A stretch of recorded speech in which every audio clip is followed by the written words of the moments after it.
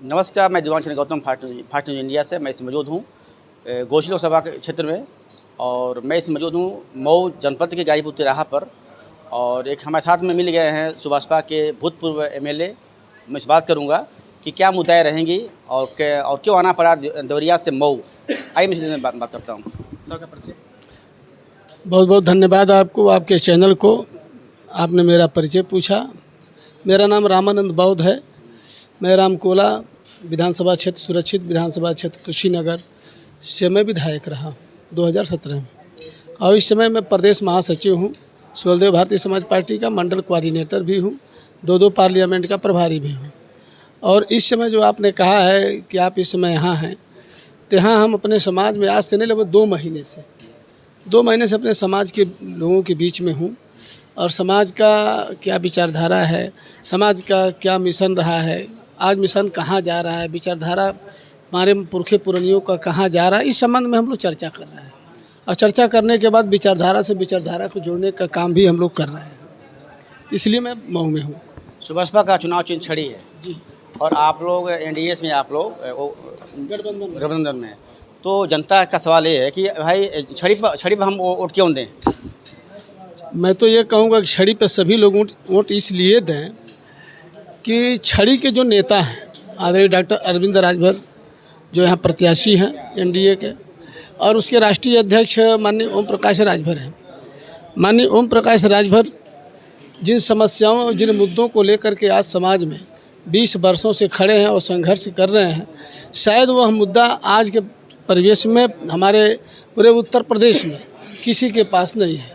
उनका पहला मुद्दा है शिक्षा। वो बार बार कहते हैं, सदन में भी कहते हैं कि अगर हमारी सरकार बनती है, हम इस लायक होते हैं, तो सबसे पहले अनिवार्य शिक्षा, फ्री शिक्षा और फ्री शिक्षा और समान शिक्षा, 3 तरह के जो व्यवस्थाएं हैं, इसको मैं लागू करूंगा। इस पर मैं कानून बनाऊंगा कि फ्री शिक्षा दिया जाए, गरीबों को शिक्षा को अनिवार्य कर दिया जाए ताकि उससे कोई वंचित ना रहे। आज तमाम हमारे देहात में माँ बाप हैं, अपने बेटे को स्कूल नहीं भेज पाते हैं, उसके हाथ में कापी कलम किताब के बजाय उसको बकरी का डोर थमा देते हैं। माननीय ओम प्रकाश राजभर का कहना है कि जब ये कानून बन जाएगा कि आपको अपने बच्चे को पढ़ाना है, तो बच्चा बिना पढ़े नहीं रहेगा। जो आज भी इतना प्रेशर, इतना सरकारी सुविधा के बाद भी बच्चे पढ़ नहीं पा रहे हैं, कहीं ना कहीं गार्जियंस की लापरवाही है।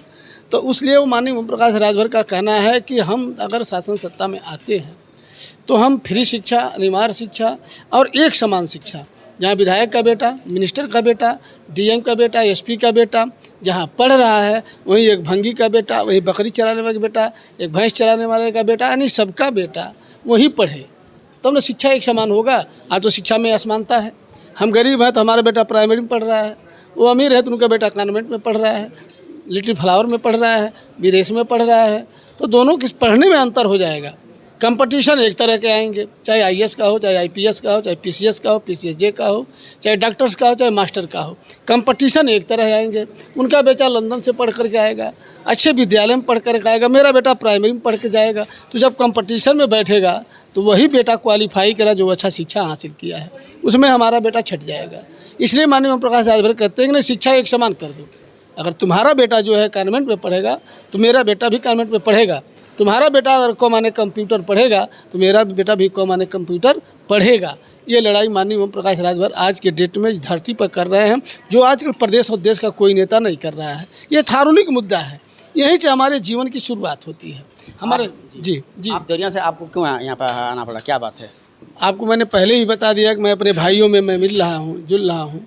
माननीय कांसी राम का विचारधारा, बाबा साहब डॉक्टर अम्बेडकर का मिशन, चूँकि हम लोग इस मिशन के पुजारी रहे हैं और अपने जीवन में हम 8 में पढ़ते थे तो हम माननीय कांसी राम के विचारों को गांव-गांव ले जाते थे। बाबा साहब के मिशन के बारे में गांव में जाकर चौपाल लगाते थे। उस समय दलित समाज के लोग गाली भी देते थे, लेकिन उस परिस्थितियों को झेलते हुए चौपाल लगा करके हम लोगों ने जागरूक किया। और जब ये समाज जगा, पूरा बहुजन समाज जगा, तो 4 बार इस प्रदेश में अपनी सरकार बनाया। लेकिन कहीं ना कहीं आज वो जो है अपने मिशन से भटक गए। इसलिए आज वो ज़रूरत पड़ रही है कि हम माननीय कांसी राम के विचारधारा को समाज में ले आएँ, हम बाबा साहब के मिशन को समाज में ले आएँ ताकि उनका भविष्य उज्जवल हो सके। आप चाहते हैं कि बसपा का वोट आप तोड़ करके आप बसपा पर चढ़ा दें? बसपा का वोट न तोड़ने से टूटेगा और न मांगने से देगा। हम लोग केवल मिशन की बात करते हैं। आज जब मिशन की बात आएगी तो मुझे लगता है कि उत्तर प्रदेश में आज के डेट में माननीय ओम प्रकाश राजभर के ही पास वो मिशन है, वो विचारधारा है जो माननीय कांशीराम के साथ चले थे और उनके कैडर को पढ़ करके समाज को जगाने का काम किए थे। तो निश्चित रूप से हमारा समाज जुटेगा। आज के परिवेश में हम जहाँ बैठे हैं मऊ में, मऊ विधानसभा के मैक्सिमम दलित समाज में मैक्सिमम चमार वो ओम प्रकाश राजभर को पसंद कर रहा है और पसंद करने के बाद वो उनके बेटे को देगा, क्योंकि उतना पढ़ा लिखा। हम शिक्षा के पुजारी हैं, हम शिक्षा के ही माध्यम से यहाँ पहुँचे हैं। 4 बार मैंने अनारक्षित सीट से ग्राम प्रधान रहा, 1 बार जिला पंचायत रहा, 1 बार विधायक रहा, तो पूरा जिला टॉप किया। आज शिक्षा की वो देन है कि मैं आपके बीच में बोल पा रहा हूँ, आपके बीच में मैं चल पा रहा हूँ, अच्छे लोगों के बीच में बैठ पा रहा हूँ, वो शिक्षा की देन है। तो सबसे पहले इस देश की, इस प्रदेश की शिक्षा की बुनियाद मजबूत हो, जिससे हमारा भविष्य, हमारे बच्चों का भविष्य उज्जवल हो सके। सपा के प्रत्याशी राजू कह रहे हैं कि उनको क्यों आना पड़ा घोसी में चुनाव लड़ने के लिए? देखिए, सपा के प्रत्याशी तो वो जानते ही हैं, वो विदेशी बिजनेसमैन है। हाँ, विदेशी बिजनेसमैन हैं, विदेश में पैसा कमाते हैं, यहाँ शराब पिला करके वोट लेना चाहते हैं। लेकिन जनता होशियार हो गई है, नेताओं से ज़्यादा होशियार जनता हो गई है। अब किसी के शराब और किसी के पैसे पर वोट नहीं देगी, क्योंकि एक वोट की कीमत बाबा साहब डॉक्टर अम्बेडकर ने जो दिया था, एक ही वोट की कीमत वो कीमत है जिससे माननीय अटल बिहारी वाजपेयी की सरकार चली गई थी। एक वोट से उस वोट की कीमत दलित समाज, मोस्टली बैकवर्ड समाज समझ रहा है। इनके खिलाने और पिलाने से नहीं देगा। और राजीव राय तो बड़े बुरी तरह से हारने जा रहे हैं। हमको कौन चुनाव नहीं दे रहा, हमारे विचारधारा से कौन आ नहीं रहा है। पासी एक तरफा वोट कर रहा है, दुसाद एक तरफा वोट कर रहा है, बसफोर एक तरफा वोट कर रहा है, नाई एक तरफा वोट कर रहा है, पाल प्रजापति बिन केवट मल्लाह एक तरफा वोट कर रहा है, बनिया मध्येशिया कांदू जायसवाल एक तरफा वोट कर रहा है, आपका सुनार वर्ग एक तरफा वोट कर रहा है। चमार में भी हम अच्छा खासा वोट चमार देने को तैयार हो गया है। चुनाव आते आते लगभग हम ये मानकर चल रहे हैं कि 30 से 40% चमार वोट कर देगा। खाँटी चमार, पासी को नहीं कह रहा हूँ, खाँटी चमार।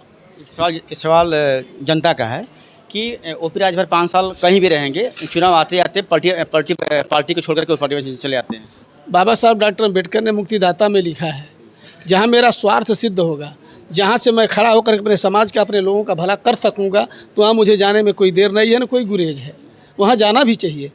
सबसे पहले बाबा साहब का जो मंत्र था, शिक्षित हो, संगठित हो, संघर्ष करो।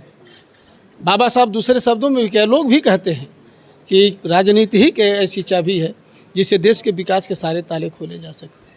हम वहाँ नहीं पहुँचेंगे जहाँ वो ताला बंद है, तो हम कैसे खोलेंगे? तो वहाँ हमको पहुँचने के लिए बीच में हमको चाहे जो भी करना पड़े, आपको हाथ जोड़ना पड़े, आपको मिशन की बात बतानी पड़े, अब विचारधारा को लाना पड़े, तो हम वो ले आएंगे और उस सीट को हासिल करेंगे, तब ना वहाँ हम पहुँचेंगे। आज के डेट में अगर डॉक्टर अरविंद राजभर जाते हैं तो मैं ये कह रहा हूँ दावे से कि ये घोसी पार्लियामेंट का इतिहास होगा। और विकास तो माननीय ओम प्रकाश राजभर, उनके कैबिनेट में महाराज, उनके विभाग में 40,000 करोड़ रुपया सालाना का बजट है। विकास से यह क्षेत्र अछूता नहीं रहेगा। आखिरी सवाल, कितने वोट से आप लोग यहाँ से जीतेंगे आप? ये तो भविष्य के गर्भ में है, लेकिन सिस्टम जो दिखाई दे रहा है, अच्छी मार्जिन रहेगी, अच्छे मार्जिन से हम चुनाव जीतेंगे। जीतने के बाद क्या दिखेंगे यहाँ पर ओपी राजभर और लड़के? अब माननीय ओम प्रकाश राजभर जाएंगे कहाँ? पक्षी कितना हूँ आसमान में उड़ेगी, अपने घोंसले में ही शाम को आती है। तो माननीय ओम प्रकाश राजभर का यहाँ घर है, कहीं रहेंगे देश विदेश में, लेकिन महीने पर 1.5 महीने पर यहाँ जरूर आएंगे। और यहाँ ही हम लोगों की मीटिंग होती है। पीछे मीटिंग हाल केवल मीटिंग के लिए, कैडर के लिए बना है, जहाँ कैडर चलेगा। अपने समाज के लोगों को, गरीब समाज के लोगों को, मोस्ट बैकवर्ड के लोगों को समझाने और बुझाने का और मिशन को बताने का कार्यक्रम भी वहाँ चलेगा। हाल बन चुका है। इसलिए माननीय ओम प्रकाश राजभर कहीं दुनिया में रहेंगे, लेकिन महीने में 1 बार 2 बार तो जरूर आएंगे यहाँ। आखिरी सवाल, क्या कहेंगे आप अपने समाज से? आप हमारा समाज, मैं तो समाज से अनुरोध कर रहा हूँ कि आप माननीय कांशीराम को पढ़ो, बाबा साहब डॉक्टर अम्बेडकर के मिशन को देखो, उन्होंने क्या कहा था। अगर ये बात सही है तो माननीय ओम प्रकाश राजभर विचारधारा के हैं, मिशन के हैं। मिशन के साथ जुट करके तुम लोग माननीय ओम प्रकाश के राजभर के लड़के को यहाँ से सांसद बनाने का काम करो, और विकास, आपका विकास होगा। अगर विकास देखना है तो मैं ओम प्रकाश राजभर का 17 में विधायक रहा, उनके पार्टी से जाकर देखिए, कोई चमरौटी ऐसी नहीं है जो सड़क से कनेक्टिविटी उसकी ना हुई हो। तो ये दर्द हम लोगों का है। हमारे विधायक जितने आज के डेट में जाकर देखिए, किस तरह जो है गरीब बस्तियों को, मलिन बस्तियों को जोड़ रहे हैं, सड़क से, सुरक्षा से सब जोड़ने का काम कर रहे हैं। ये माननीय ओम प्रकाश राजभर का निर्देश है। तो कहीं ना कहीं दर्द है, अगर वह दर्द लेकर आदमी पार्लियामेंट में पहुंचेगा तो इस क्षेत्र का विकास होगा। इस तरह आप देख रहे थे बसपा के भूतपूर्व विधायक देवरिया से रामचंद्र बौद्ध को कि इस बार यहाँ से बहुमत वोट से जीतेंगे डॉक्टर रविंद्र राजभर, और अब तो 4 तारीख को मालूम पड़ेगा कितने वोट से जीतते हैं। मैं गौतम फार्चून से मऊ।